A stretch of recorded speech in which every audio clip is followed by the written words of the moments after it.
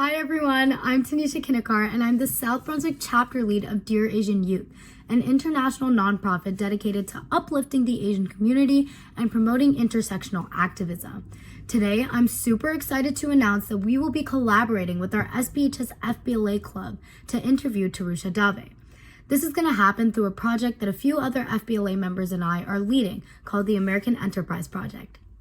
Hi guys, I'm Sanuli. And I'm Megha. The American Enterprise Project is basically a project where our goal is to educate our community and our school on entrepreneurship, business, financial literacy, and overall the American enterprise system.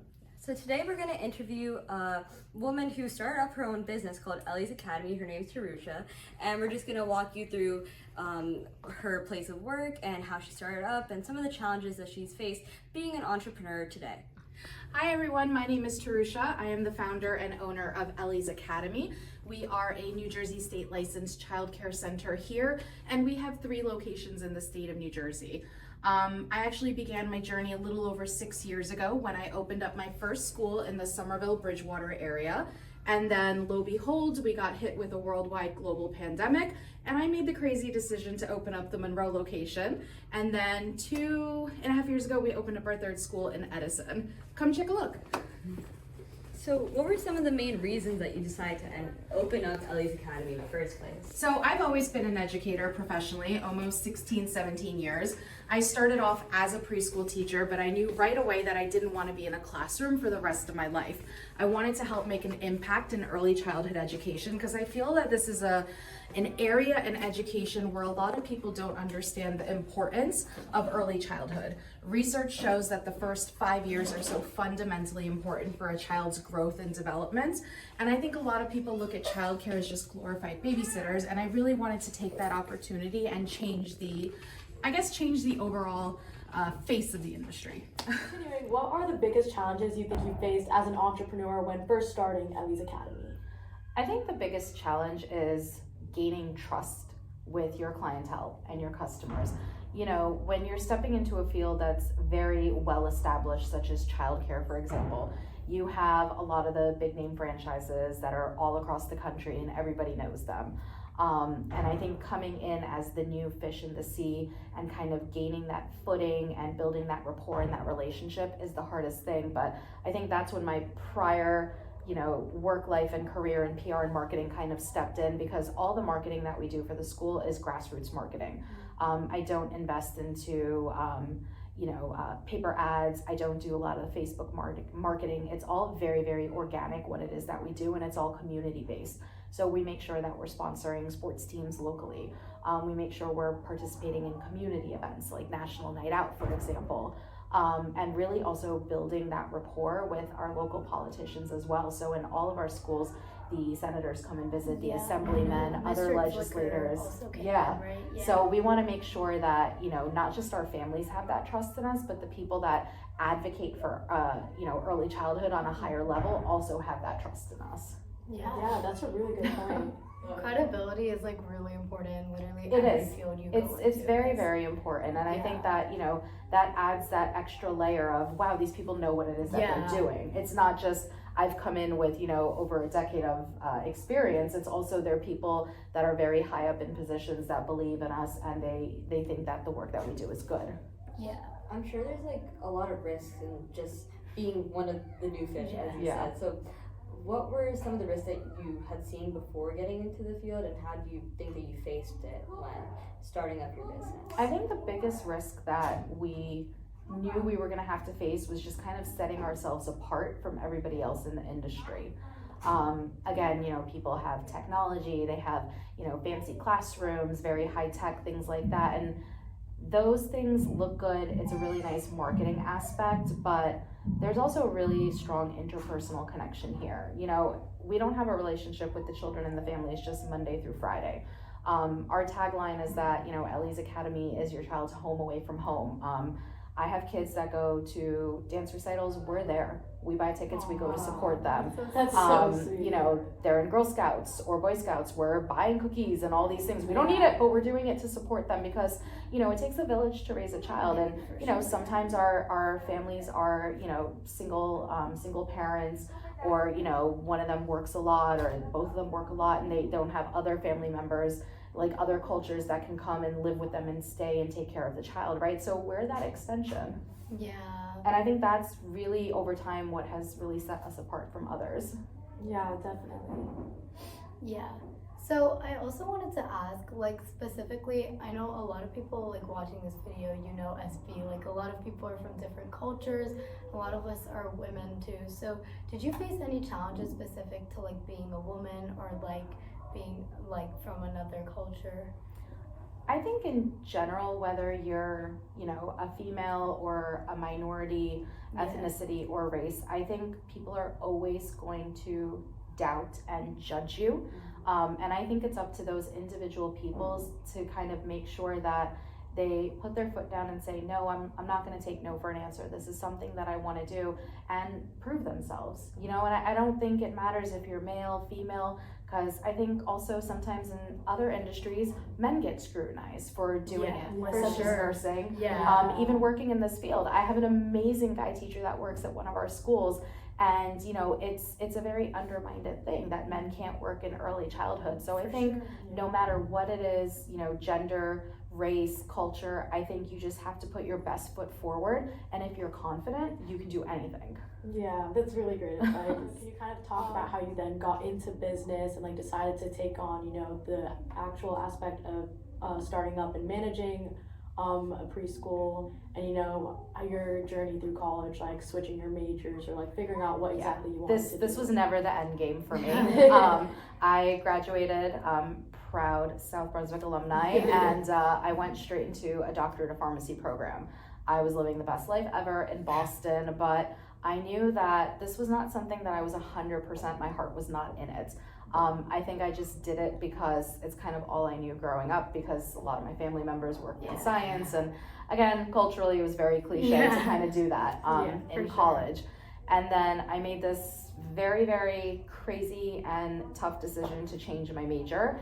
And when I graduated, I ended up actually taking a job with a bachelor's degree, working as a preschool teacher. And I loved it. And I still remember till date when I did that first interview, my boss at the time, who's now probably one of my closest friends in the field, she asked me, where do you see yourself in 5 years? And I said, in your chair, but less than 5 years. And yeah, it happened very quickly that I was a director in less than 3 years. And till date, every time I get an enrollment, I call her and I say, I'm doing this because you believed in me. And she kind of gave me that push, and she allowed me to do more outside of the classroom, learn, because I had that desire. And then I worked in corporate early ed for many years, and then kind of, again, life happened and life decisions. And my husband and I were like, okay, it's time I open up my own school. And it just, literally, it went from there. In a matter of 3 months, we acquired our first location, and just 6 years later, here we are with 3 schools in Jersey. Wow. Yeah, I think that's such a great example of how you don't need to have like your whole life decided out for you before you go to college. Like, people can go in undecided, they can switch up their majors, and they can really like put 2 things together, their different passions, to create one thing. Like, I think it's nice to have a plan, but if you don't have a plan either, your plan will be made for you. You know, I mean, college is that opportunity for you to really expose yourself to so many different classes, activities, a multitude of things, and that's when you really realize what it is that you're most passionate about. And my biggest thing is you have to follow your heart. Like, yes, I put in probably 60 to 80 hours a week, and I'm dead at the end of the week, but I love it. It's for something that I've put my heart, blood, and sweat into, and I don't feel like that. I've built a brand for the school. I've built a name in the community, rapport with people, and I'm really proud of that. And I want to be happy with that. Yeah, I think with business and at the very least, like entrepreneurship itself, it's a lot of big risk, but then a big reward and following your passion. And I think that's really crazy to me to make that big switch. I think it's like you said, it's so rewarding at the end of the day, and it's seeing those little milestones with the kids when they graduate out and they're in kindergarten with you, but they're already reading or doing math at a first or second grade level. It's because of what it is that we've done, and I can proudly say, like, wow, that's one of my alumni now. They come back because now their siblings are here, and they walk down the hallway like, oh, that was my class. Okay, that's my teacher. And it's like, yeah, but now that's your brother or sister's class or teacher, not yours. After opening up, did you make any shifts and realize there's some things you need to change in order to better suit childhood education?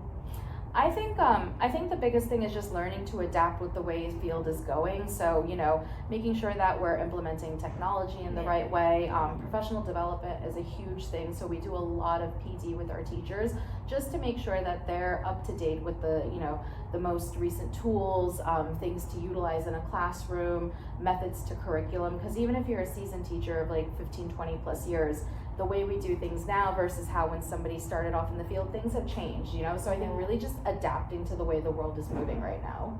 Yeah, definitely. I kind of want to go off on a sidetrack a little bit. You talked about being close with who was then your boss. So do you think it's important for people to form mentorships, and how do you suggest that people make connections with people in roles above them? Oh, absolutely. I think it's really important to have somebody who you can reach out to for questions and guidance and just basic advice. And I think the biggest thing is you just have to reach out. The worst that can happen is somebody says no, or I don't have the time to do this. But who knows, that conversation can tangent into, I can't, but maybe so-and-so can do it, or so-and-so can help you. So I think the biggest thing is just to ask. Yeah. Because again, the worst that can happen is they say no, or they don't have the time to do it. So I was scrolling through your Instagram, and I know that you've done celebrations and promoted books for Korean American Day, Lunar New Year, Diwali, all that sort of stuff. So how do you think cultural diversity plays a role in early childhood education, and how do you think it's impacted your journey? Yeah, I think cultural diversity is really important. As I mentioned when we were talking earlier, DEI is something that's really important in early childhood diversity, equity, inclusion. First and foremost, we want to make sure that our programming is accessible to families of all kinds of backgrounds, whether it's cultural, socio-economic, financially. We want to make sure everybody has access to high quality education. And then from a diversity and inclusion aspect, America's a melting pot.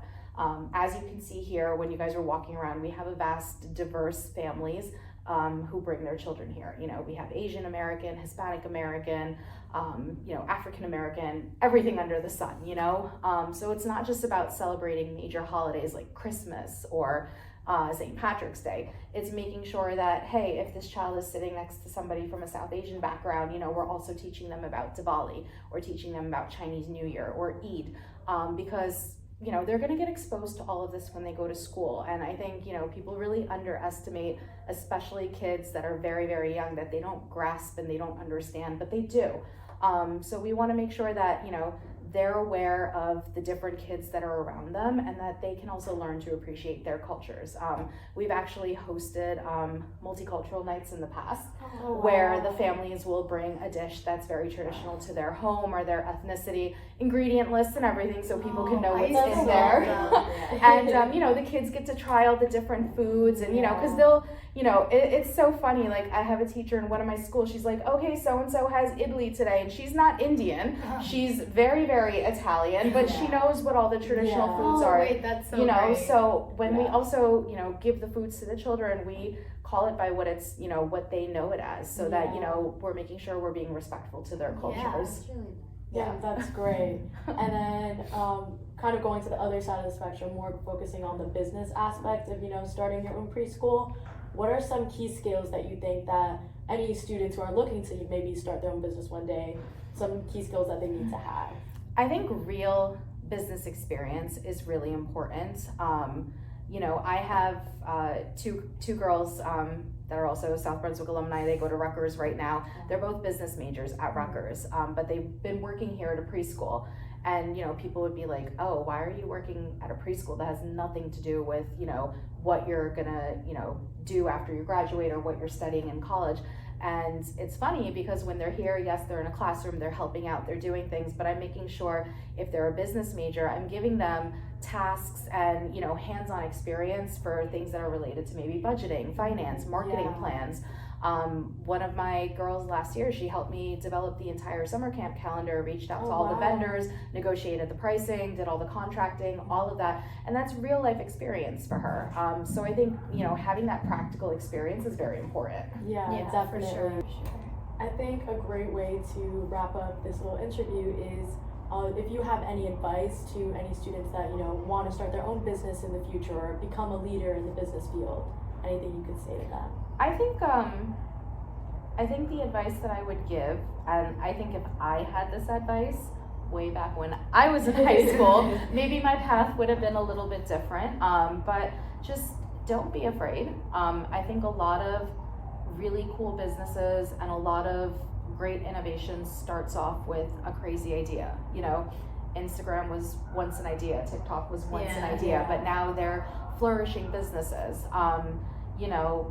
Even like online platforms such as like Amazon, things like that. I mean, that was just an idea that Jeff Bezos had once years and years ago, right? But now look at it. It's a huge commodity. So I think the biggest advice I would give is, take that risk. If you believe in it wholeheartedly, it can be successful. And you have to believe in it first in order for other people to believe in it. That's true. Yeah. Thank you so much. Of course.